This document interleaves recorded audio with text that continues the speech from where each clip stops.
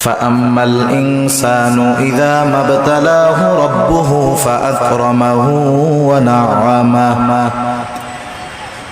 আল্লাহ রাব্বুল আলামিন বলেন ফাআম্মাল ইনসানু ইযা মাবতালাহু রাব্বুহু মানুষকে যখন তার রব পরীক্ষা করার জন্য ফাআকরামাহু ওয়া নাআমা তাকে সম্মান দেয় আর সম্মান দেয় সম্পদের মালিক বানায়া দেয়। একটু খেয়াল করেন, আল্লাহ তাআলা বলতেছেন মানুষকে পরীক্ষা করার জন্য যখন তার রব তাকে সম্মান দেয়, সম্পদ দেয়, তাকে নিয়ামত প্রদান করে,